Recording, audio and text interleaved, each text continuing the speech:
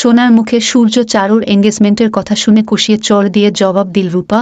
বন্ধুরা, অনুরাগের ছোঁয়া আগামী পর্বে আপনারা দেখতে পাবেন। জন্মদিনে সোনা যখন সবার মাঝে সূর্য আর চারুর এঙ্গেজমেন্টের কথা ঘোষণা করে তখন সূর্য দীপা সহ সবাই অবাক হয়ে যায়। সূর্য সোনার কাছে গিয়ে বলে, অলিমা, তাহলে এটাই তোমার বাবার জন্য সারপ্রাইজ? বাহ অলি বাহ, তুমি জানো আমি তোমার জন্মদিনে আসতে পারবো না বলে তোমার মা আমাকে ফোন করে কি বলেছিল? দীপা বলেছিল, ডাক্তার বাবু, আপনি মেয়ের জন্মদিনে না আসলে মেয়েটা কষ্ট পাবে, তাতে আপনি দুজনই কষ্ট পাবো। আর তুমি সেই মায়ের জন্য কি করেছো? সোনা বলে, ও তুমি তাহলে আমার জন্য আসনি, ওই মহিলার কথাতে এসেছো? তোমার কাছে এই মহিলা সব, আমি চারু কেউ না। অন্যদিকে মিশকা কি করবে কিছুই বুঝে উঠতে পারছে না।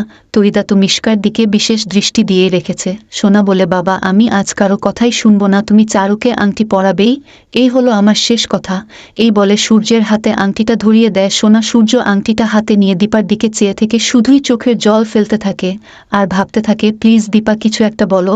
এদিকে চারু আংটিটা পরবে বলে সূর্যের দিকে তার হাতটা বাড়িয়ে রাখে।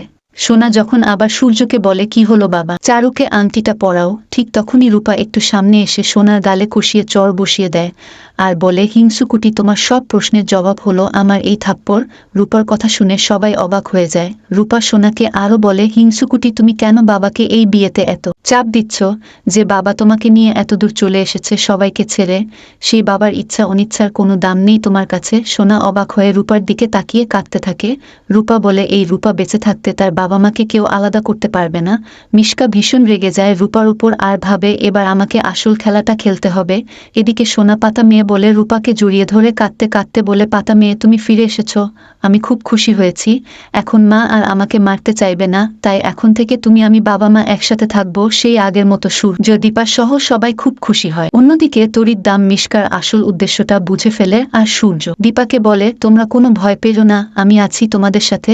বন্ধুরা, তোমরা তো এটাই চাও, এভাবেই যেন সূর্য দীপা সোনা ও রূপা এক হয়ে যায় আর মিশকা তার কুকর্মের জন্য উপযুক্ত শাস্তি পাক। বন্ধুরা, আপনাদের মতামত কি কমেন্ট করে জানান, আর নতুন হলে আমার চ্যানেলটি সাবস্ক্রাইব করুন।